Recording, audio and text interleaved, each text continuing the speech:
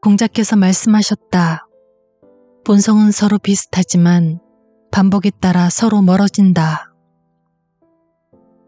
안녕하세요. 책 읽는 여우입니다. 오늘 소개해드릴 책은 베스트셀러 50에 읽는 논어의 저자 최종엽님의 신간 40과 50 사이입니다. 저자는 서로 깊이 얽혀있는 3과 1 그리고 관계들의 기준을 잡고 흔들림 없이 삶을 나아가기 위해 그 길잡이로 논어를 들고 있습니다. 인생의 새로운 장을 열어가는 중요한 시기인 40과 50 사이에 인생 전반보다 더 나은 인생 후반을 위해 크게 셋으로 나누어 접근하고 있는데요. 밀려가는 대로 살지 않기 위한 자기만의 삶의 기준, 갈팡질팡 헤매며 살지 않기 위한 일에 대한 자신의 태도, 홀로 쓸쓸하게 살지 않기 위한 사람들과 함께 사는 법. 사실 책에서 인용된 논어구들이 40과 50이라는 연령대에 국한되지만은 않습니다. 그 예로 앞서 소개드린 논어구가 있습니다. 사람은 누구나 비슷하게 태어나지만 무엇을 반복적으로 하느냐에 따라 점점 다른 길을 가게 된다는 내용입니다. 하지만 좀 더 긴 인생에 빗대어 생각하면 어떤 조건도 없이 단지 꾸준히 반복하는 것만으로 어제보다 더 나은 내일을 맞이할 수 있다는 데서 인생 어디쯤에 있든 참고해 볼 만한 문장이기도 합니다. 이는 저자가 힘들 때 앞으로 나아갈 힘을 얻는 인생 한 문장이라고도 하는데요. 혹시 모르죠? 책을 읽으시며 자신만의 인생 한 문장을 발견하실 수 있을지도 모르겠습니다. 그럼 40과 50 사이 함께 들어보실까요?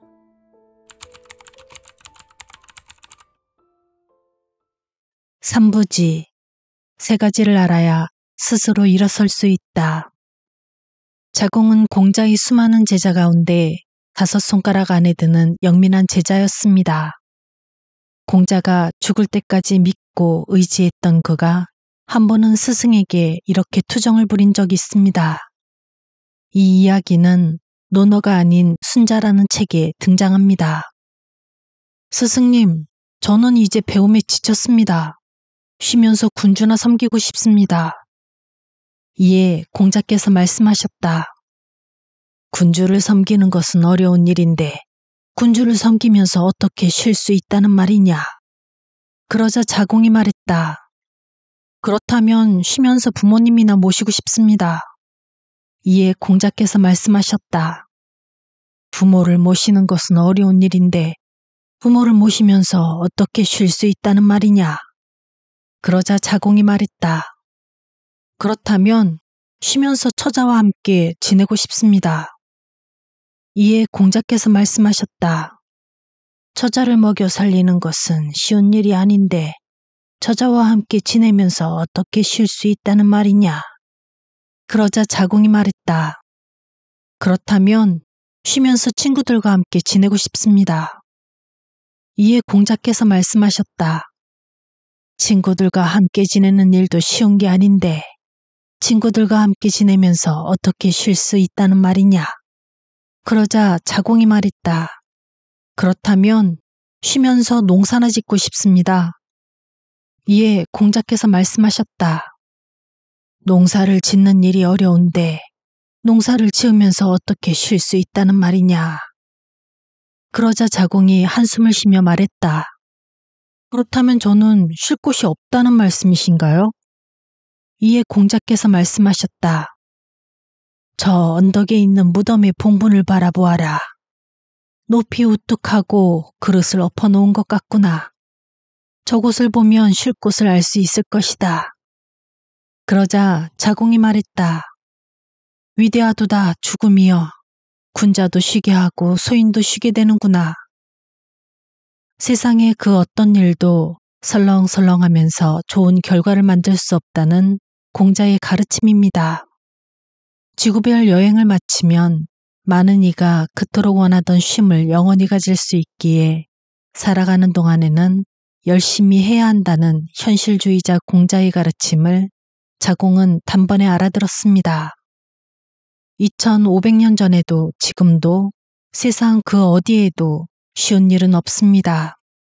그러니 김훈 작가도 아, 밥벌이의 지겨움. 우리는 다들 끌어안고 울고 싶다. 라고 말한 것 같습니다. 두 번 사는 삶이 아니기에 사람들은 더 잘 살고자 합니다. 아니, 잘 살아내고자 합니다.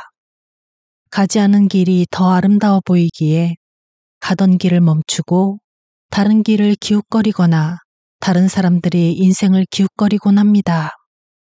좀 더 쉽게 갈 수는 없을까? 좀 더 안전하게 갈 수는 없을까? 다른 사람은 어려운 그 길도 잘 가는데 나에게도 그런 행운이 오지 않을까? 아, 밥벌이의 고단함. 누군가를 부여잡고 울고 싶을 때가 정말 많습니다. 2500년 전 공자에게 질문을 던진 자공의 마음이 그러했을 것입니다. 쉽지 않은 인생을 살아가면서 스스로 일어서고자 노력하는 수많은 사람의 마음이 그와 별반 다르지 않을 것 같습니다. 공자께서 말씀하셨다.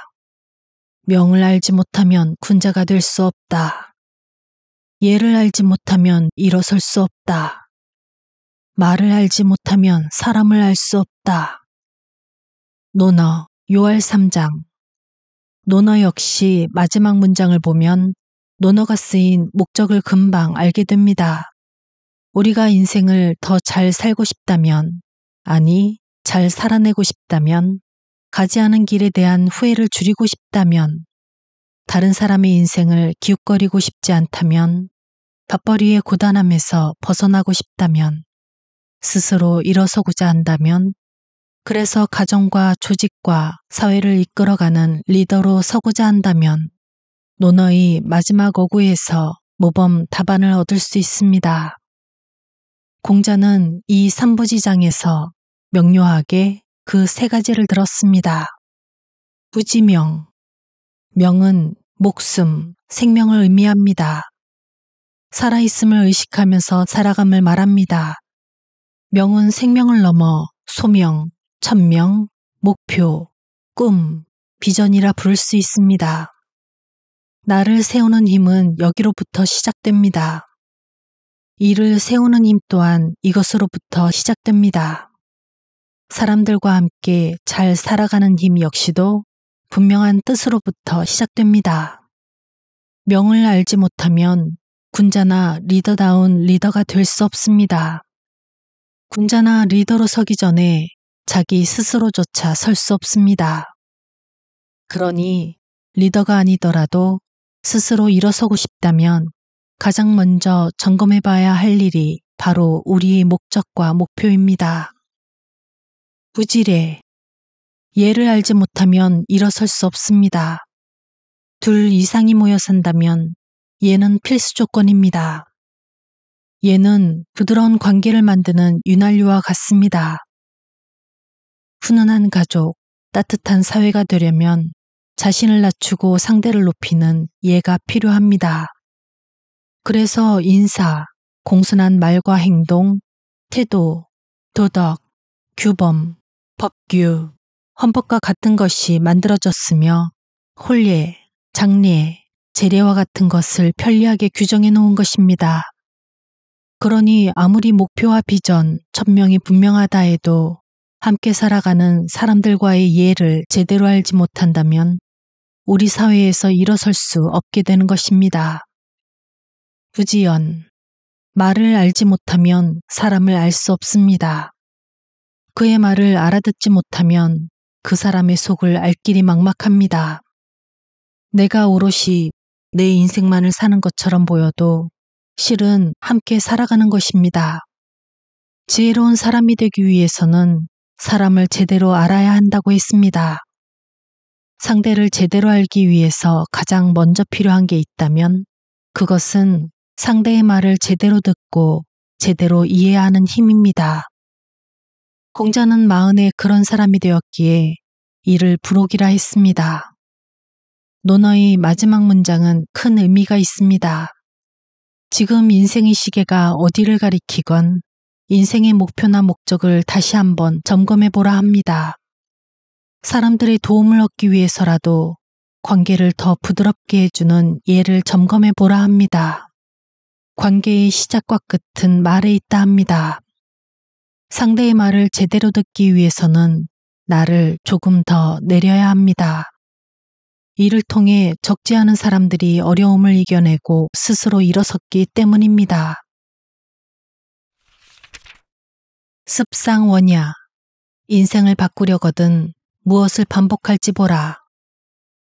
공자께서 말씀하셨다. 본성은 서로 비슷하지만 반복에 따라 서로 멀어진다. 논어, 양화 2장. 개인적으로 논어의 이 문장을 제 인생의 한 문장으로 생각하고 있습니다. 사람은 누구나 비슷하게 태어나지만 무엇을 반복적으로 하느냐에 따라 점점 다른 길을 가게 된다는 매우 평범한 말이지만 매우 의미심장한 어구라 생각하기 때문입니다. 사람은 누구나 의기소침할 때가 가끔 있습니다. 어떤 사람은 자신의 의지로 그런 상태를 이겨내려 하고 어떤 사람은 습관적 행동으로 그런 상태를 벗어나려 합니다. 강한 의지로 이겨낼 수 있다면 다행이지만 말처럼 만만하지 않습니다. 몇 번은 가능하겠지만 매번 의지만으로 꺾인 마음을 바로 세우는 것은 너무 어려운 일입니다. 어려운 일은 반복하기가 쉽지 않기 때문이기도 합니다. 그래서 어떤 사람들은 긍정의 루틴을 만듭니다. 반복하는 행동으로 패턴을 만드는 것입니다. 성상근야, 습상원야.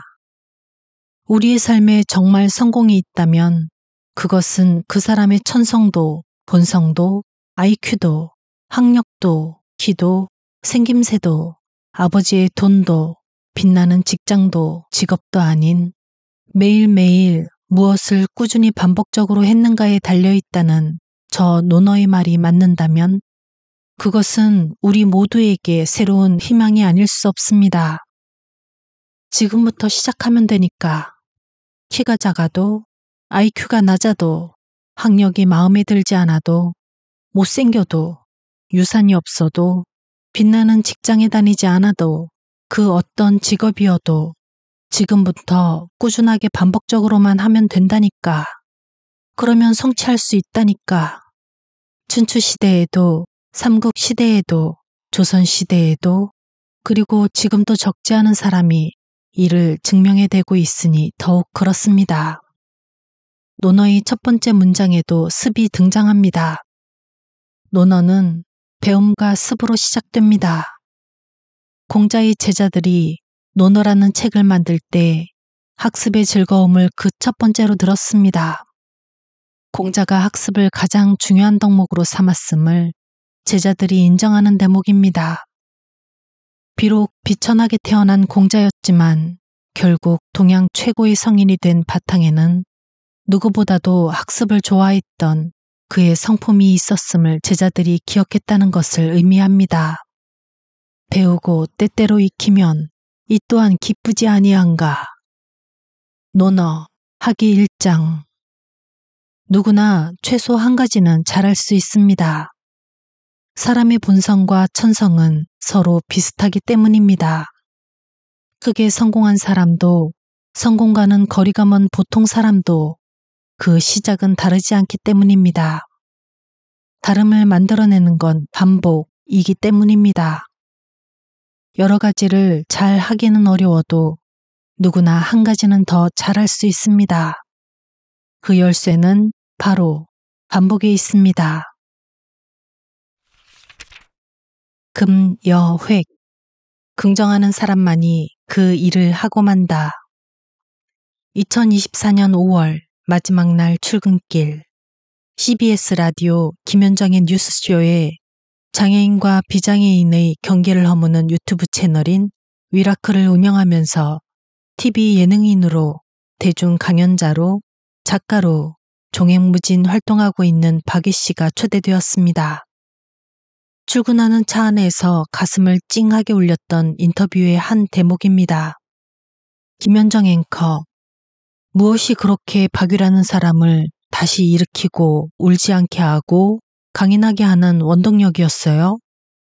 박위.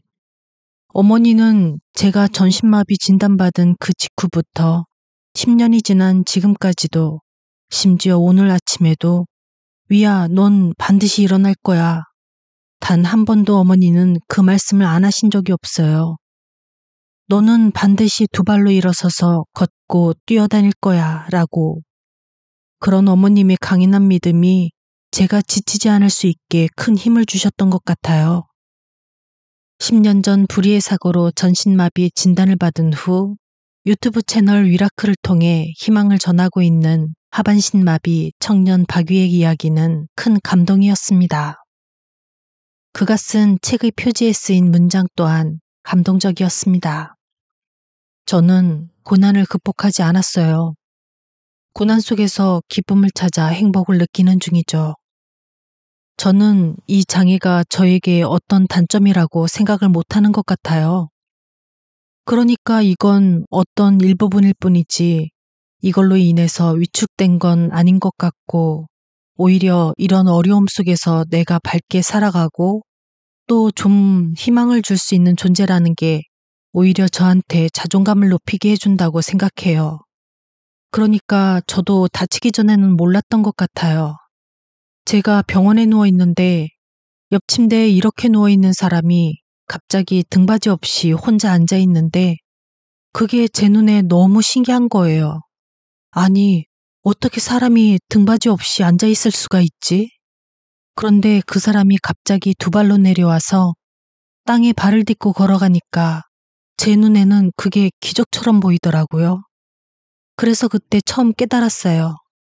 나는 이미 기적과도 같은 삶을 살고 있었던 것이었구나 라는 것을 그때 깨달으면서 우리는 이미 가진 게 너무나 많은데 남과 비교하면서 지금 나한테 없는 걸 바라보잖아요.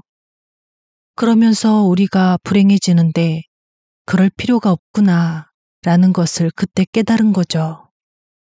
공자의 10대 제자 중에 하나였던 염구는 자로와 함께 정치에 능한 제자였습니다.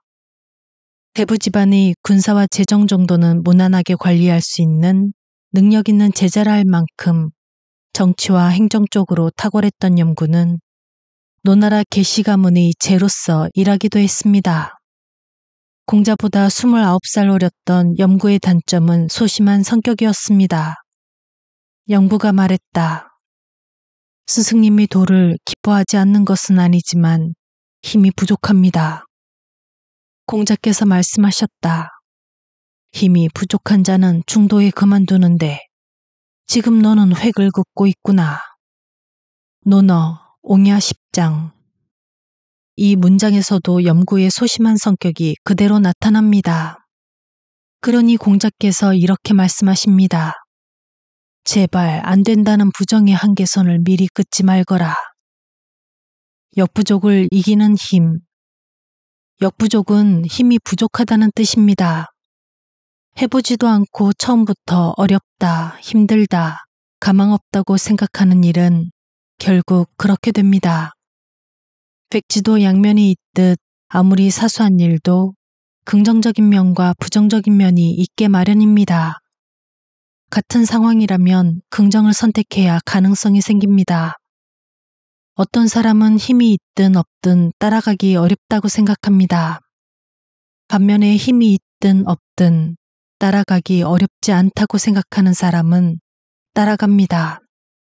그러니 지금 힘이 있든 없든 실력이 있든 없든 하겠다는 마음이 있다면 하게 됩니다. 누구나 살면서 힘이 빠질 때가 있습니다.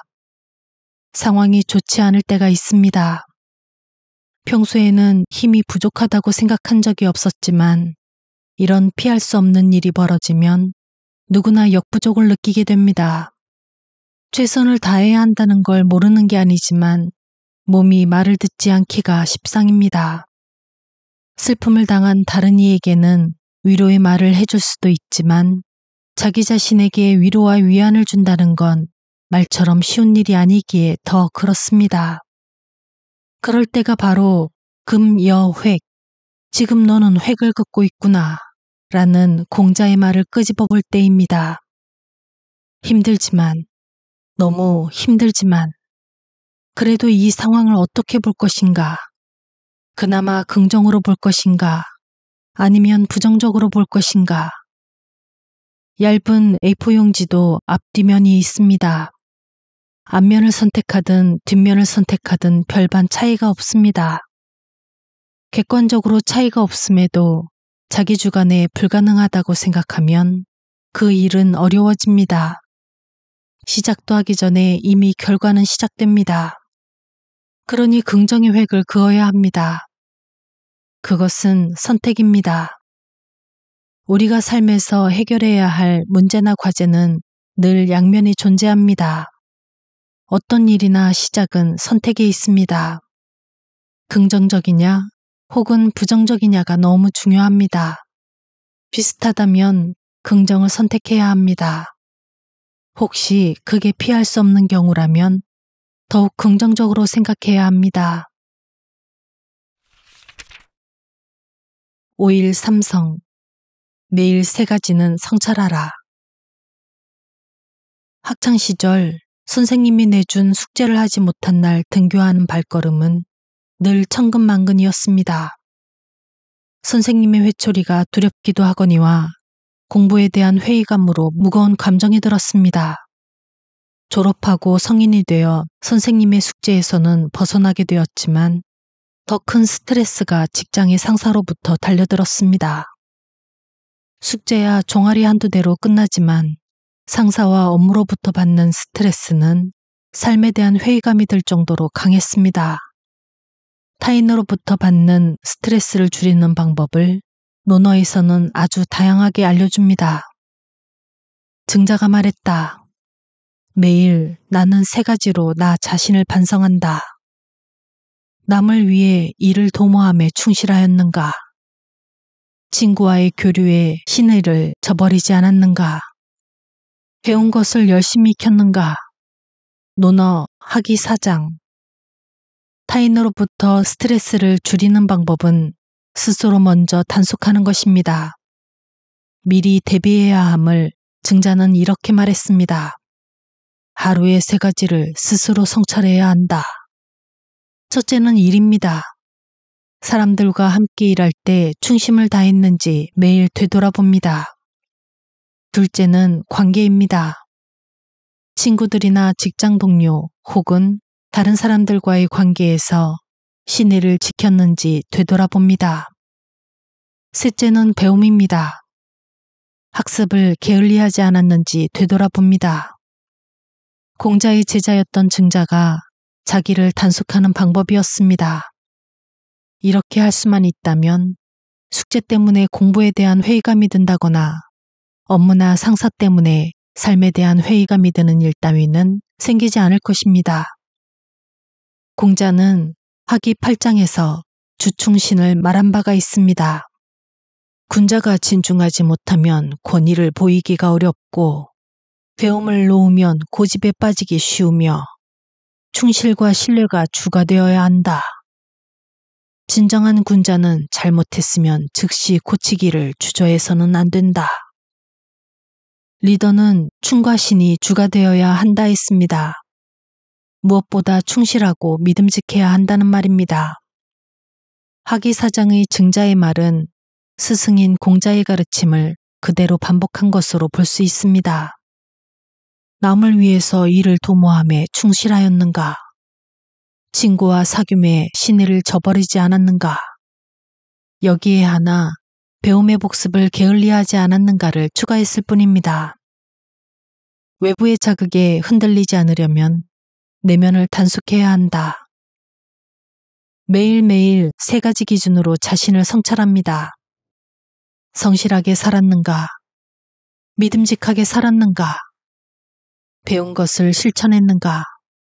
쉼없이 달려드는 챗 GPT, 인스타그램, 페이스북, 유튜브, 메신저에도 꿋꿋하게 나를 지켜가면서 성실한 하루를 보내기가 정말 어려운 시절에 우리가 살고 있습니다.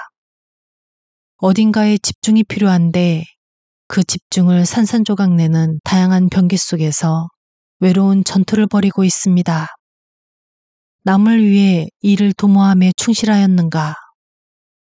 맡은 바 책임을 다하기 위해 한 가지 마음으로 집중하면서 보낸 시간이 하루에 몇 시간이 되는지 돌아본다면 당당하게 말할 수 있는 사람이 과연 얼마나 있을까요?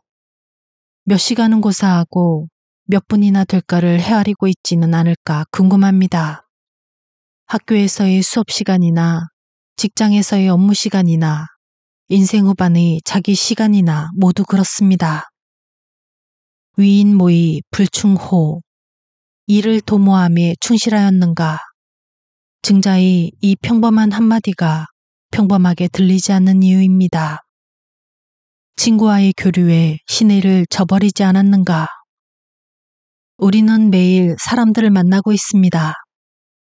학생들은 학교에서 친구와 선생님을, 직장인은 조직에서 동료, 선후배, 상사, 고객들을 만나며 하루하루를 보냅니다. 우리는 본의 아니게 자신의 이익 때문에 크고 작은 약속을 어길 때가 있습니다. 그럴 때마다 대부분 양심의 가책을 느끼지만 그저 지나칠 때가 많습니다.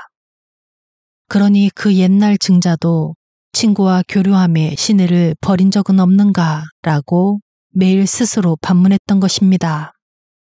신의가 줄어든 세상에 누군가 신의를 지키며 살아가는 건 특별한 인생을 살아가는 것이기 때문입니다. 배운 것을 열심히 익혔는가? 천성은 서로 비슷하지만 무엇을 반복하느냐에 따라 서로 멀어진다고 했습니다. 제자인 증자도 마찬가지였습니다. 공부의 쓸모는 배움에 있는 게 아니라 반복을 통한 실천에 있음을 말하고 있습니다.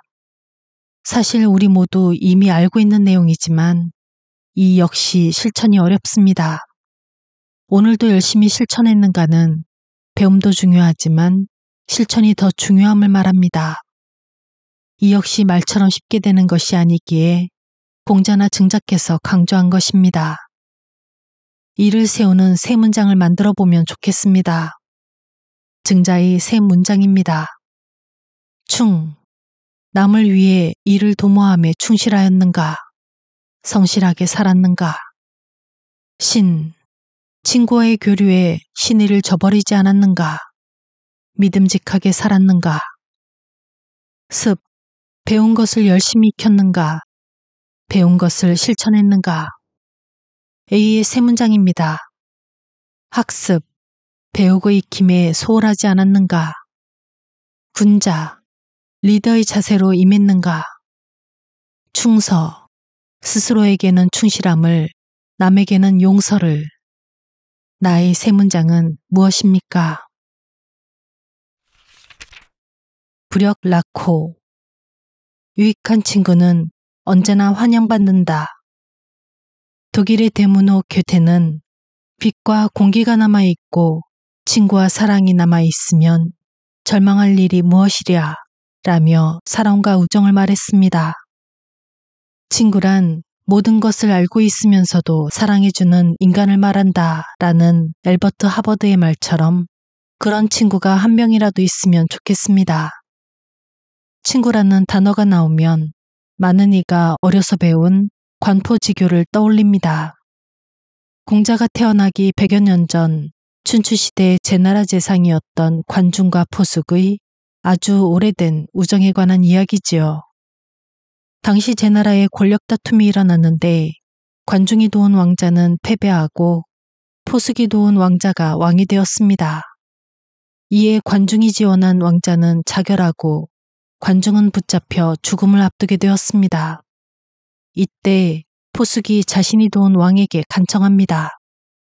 제 나라를 다스리는 것만으로 만족하신다면 저만으로 충분하겠지만 천하의 패자가 되고자 하신다면 저 대신 관중을 제상으로 등용해 주십시오. 왕은 포숙이 청을 받아들여 자신을 죽이려 했던 관중을 제상으로 삼아 결국 춘추시대의 최고의 패권국이 되었습니다. 그가 바로 제환공입니다. 나중에 관중은 포숙을 이렇게 말했습니다. 장사를 함께한 후 이익을 나눌 때 나는 내 몫을 더 크게 했지만 내 친구 포숙은 나를 욕심쟁이라고 말하지 않았다. 그는 나의 가난함을 알고 있었기 때문이었다. 사업에 실패했을 때 포숙은 나를 어리석다고 말하지 않았다. 일이란 이로울 때도 있고 그렇지 않을 때도 있음을 알기 때문이었다. 내가 몇 번이나 벼슬길에 실패했지만 포숙은 나를 무능하다고 말하지 않았다. 시대를 만나지 못했음을 알기 때문이었다. 내가 싸움터에서 도망친 적이 있지만 그는 내게 늙은 어머니가 계셨기 때문이라 이해해 주었다. 나를 낳아준 이는 부모님이지만 나를 알아준 이는 진정 포숙뿐이다. 관중과 포숙, 관포지교는 중학교 때 배운 이후 친구라는 말만 나오면 늘 생각나는 어구였습니다. 나도 관포지교와 견줄만한 친구가 있으면 좋겠다라는 막연함 때문이었습니다. 오랫동안 서로 잊지만 않으면 관포지교가 쉽게 되는 줄 알았습니다. 중학교 혹은 고등학교 몇 년 동안 친하게 지낸 이력만 있으면 10년, 20년, 30년이 지나도 계속 유지되는 줄 알았습니다. 그런데 미국의 초대 대통령인 조지 워싱턴은 우정이란 성장이 더딘 식물이다. 그것이 우정이라 불릴 만한 가치가 있기까지 몇 번이고 어려운 충격을 받고 또 그것을 견뎌내지 않으면 안 된다라고 말했습니다. 친구로 만나 그냥 세월만 흐른다고 우정이 생기는 게 아니었습니다. 좋은 친구가 되기 위해서는 그만큼 고된 과정이 필요하다는 것을 나중에 알았습니다. 공자께서는 논어 첫 편, 하기의 첫 장 두 번째 문장에서 이렇게 말했습니다. 친구가 멀리서 찾아온다면 이 또한 즐겁지 아니한가. 논어 하기 1장. 공자의 이 말씀은 어떤 제자에게 한번 가볍게 던진 말이 아닙니다. 인생 전체를 조명해 볼 때 공자께서는 친구들과 더 확대하면 제자들과 평생을 함께했다는 회고였습니다.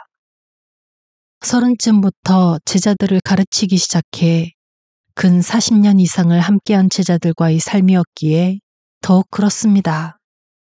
제자로 있던 학생들이 수시로 떠나고 돌아왔을 것입니다.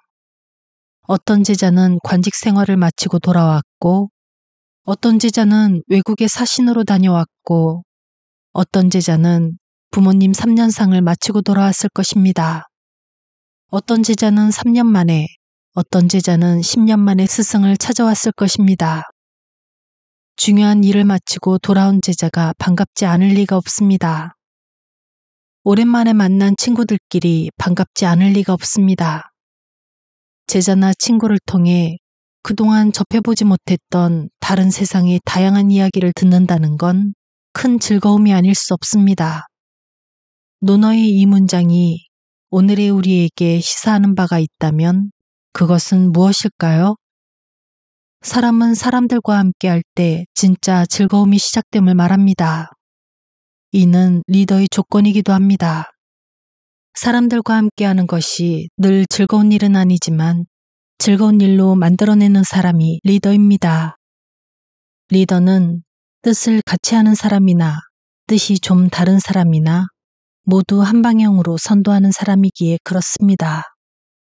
가정이나 조직이나 마찬가지입니다.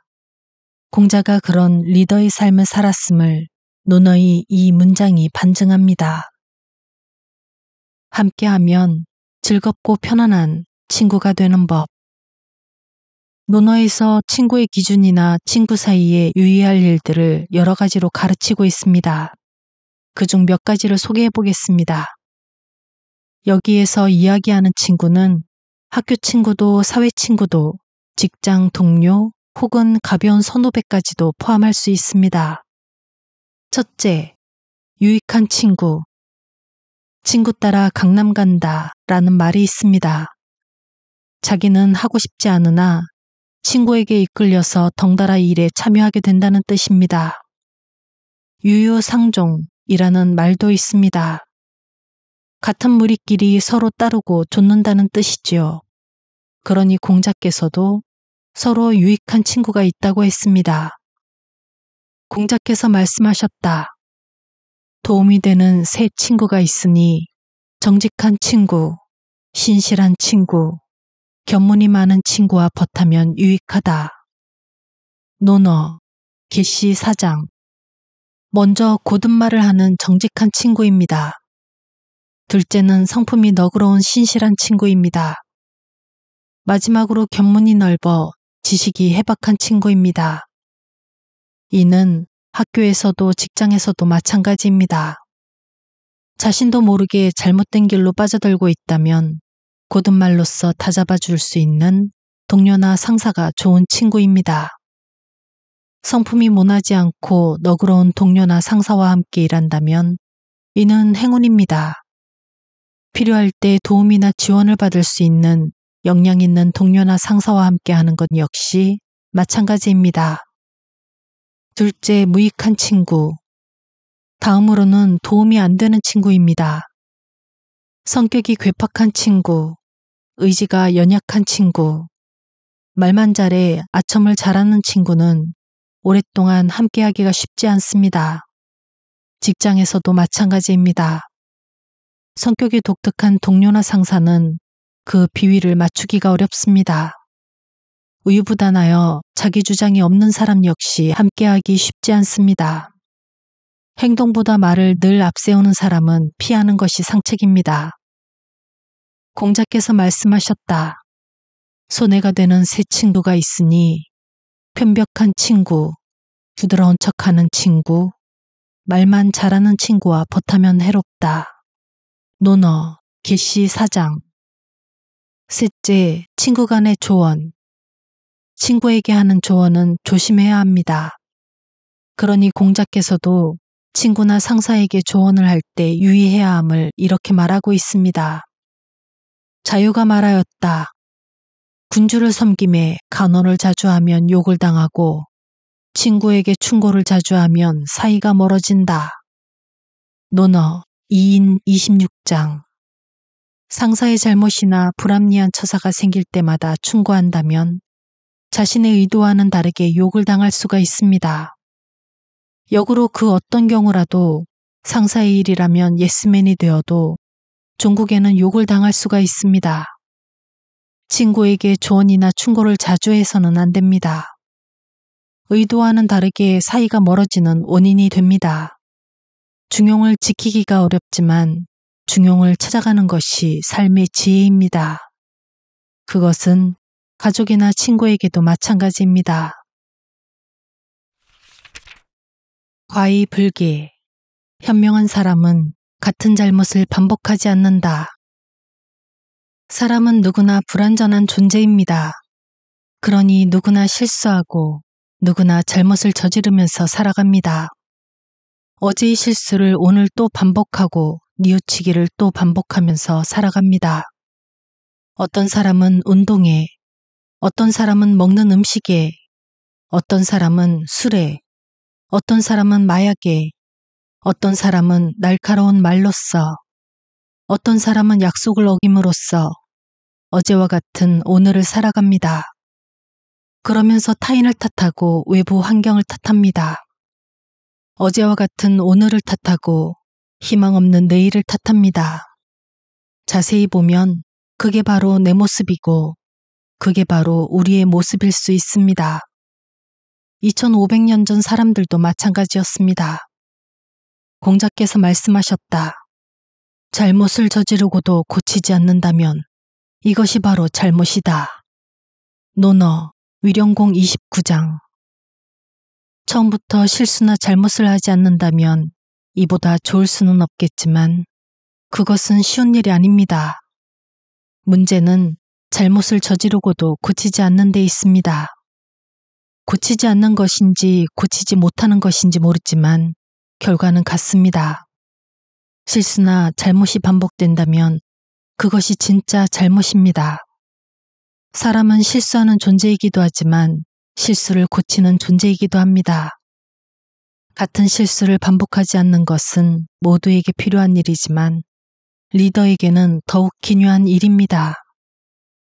개인은 개인의 문제로 끝날 수 있지만 리더는 리더 한 사람의 문제로 끝나지 않기 때문입니다. 오늘보다 더 나은 내일을 살 수 있는 법. 춘추 전국시대 유학자였던 순자가 쓴 순자라는 책의 첫 번째 문장에 푸른 물감은 쪽풀에서 취하지만 쪽풀보다 더 푸르고 얼음은 물로 이루어졌지만 물보다 더 차갑다 라는 말이 나옵니다. 스승보다 더 나은 제자를 가리켜 칭할 때 우리는 보통 청출어람이라는 말을 씁니다. 상사보다 더 나은 부하를 말하거나 선배보다 더 나은 후배를 가리킬 때도 마찬가지입니다. 순자는 학문의 중요성을 강조하기 위해 청출어람이라는 말을 했습니다. 스승보다 더 나은 제자가 나올 수 있다는 희망과 목표를 가지고 열심히 하면 반드시 그렇게 될 수 있다는 의미입니다. 그런데 이 청출어람은 학문에만 적용되는 게 아닙니다. 우리의 일상 어디에도 적용해 볼 수 있습니다. 가령 우리의 인생도 마찬가지입니다. 인생 전반보다 더 빛나는 인생 후반전을 만들 수 있다면 이를 인생의 청출어람이라고 할 수 있을 것입니다. 인생의 청출어람, 이는 누구나 바라는 마음일 것입니다. 힘들게 인생 전반을 보낸 사람이 편안한 인생 후반을 보낼 수 있다면 가난하게 인생 전반을 보낸 사람이 풍요로운 인생 후반을 보낼 수 있다면 외로움 속에서 인생 전반을 보낸 사람이 여러 사람 속에서 인생 후반을 보낼 수 있다면 인생의 의미를 모른 채 인생 전반을 보낸 사람이 깊은 인생의 의미를 느끼며 인생 후반을 보낼 수 있다면 도움을 받으며 인생 전반을 보낸 사람이 도움 주면서 인생 후반을 보낼 수 있다면 이보다 더 행복한 인생은 없을 것입니다. 이보다 더 멋진 인생은 없을 것입니다. 인생의 청출어람을 위해 해야 할 분명한 일이 있다고 하면 그것은 바로 과의불개입니다. 같은 실수를 반복하지 않는 것입니다. 자신도 모르게 저질렀던 인생 전반의 실수를 인생 후반에는 반복하지 말아야 합니다. 아리스토텔레스도 탁월함은 하나의 사건이 아니라 습관에서 만들어진다고 했습니다. 우리가 반복적으로 행하는 행위의 축적이 바로 우리 자신이기 때문입니다. 그 반복의 시작이 과의불개여야 합니다. 잘하는 일은 계속 반복하면서 잘못은 반복하지 않는 기술, 그게 바로 더 멋진 인생의 청출어람을 만드는 비법일 것입니다. 낭독은 여기까지입니다. 지금 생각해보면 청출어람, 청어람을 입에 달고 살던 시절이 있었습니다. 물론 출처도 모른 채 학창시절 뿌연 기억에서 끄집어낸 어구였죠. 농담 곁들여 자화자찬할 때나 남을 칭찬할 때나 자주 사용했던 것 같습니다. 그런데 스승을 뛰어넘은 제자라는 해석의 틀에서 벗어나 인생의 청출어람이라는 문장을 이 책에서 접했습니다. 짧게는 오늘보다 더 나은 내일, 좀 길게는 인생 전반보다 더 나은 인생 후반, 이런 식으로 이 책에서 몇 개의 논어구를 얻을 수 있었는데요. 문장에 국한돼 단편적으로만 생각했던 부분들이 좀 더 확장되어 해석될 수 있다는 것을 새삼 깨달았습니다. 다음부터는 좀 더 생각하며 읽어야지. 저는 그렇게 얻은 몇 개의 어구를 제 삶에 비추어 확장시켜 보려고 합니다. 지금부터는 앞선 내용과는 별개로 책에서 인상 깊었던 논어어구 몇 개를 발췌하여 올려드리려고 하는데요. 화면 전환이 조금 빠를 수도 있습니다. 그런 경우 영상을 멈추고 읽어보셔도 좋을 듯 합니다. 그럼 저는 여기서 인사드리겠습니다. 행복한 하루, 편안한 밤 되세요.